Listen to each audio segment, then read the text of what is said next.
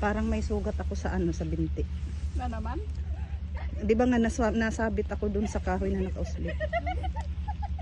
Basa din. Basang-basa na yung sapatos.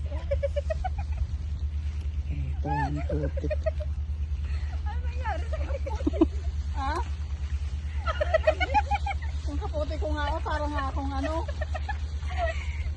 Basang-basa yung pantalon ko. Sobrang basa lang ano sa yung yan uno. Yung tinatawanan nga na.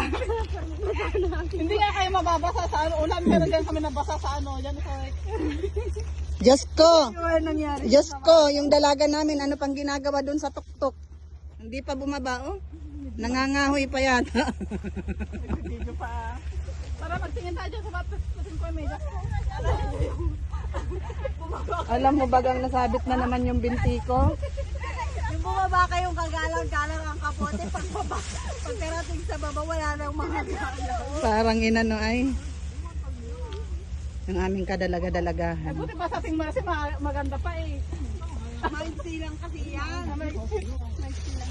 Pero tingnan mo, pati nga rin ako nasabi to, napunit.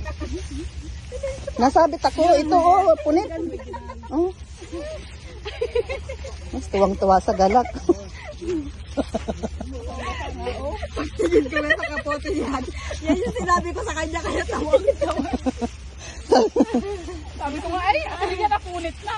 Sabi ko ate. Ay ano pa ako, sabi ko. Sa likod. Sabi ko nga hayaan mo na at yan naman ay, ano ay, yan naman ay disposable. Ayan, ayan yung sinasabi niya kinakain. Para siyang ano ay. Yan naman ay disposable. Tignan mo yung kapote ng mga kasama na. Ayan yung sinasabi niya kinakain. Para siyang ano ay. Lalo na si Pastor. Hindi na tayo kakain sa ano. Wala nang healthy. Sabi ko nga sa kanya ay, ate Mary. Akala mo lang yung sa akin. Sabi ko, Ay, kaya pala natin. So, papunta na tayo guys dito sa camping site. Maliit lang pala yung hikingan nito.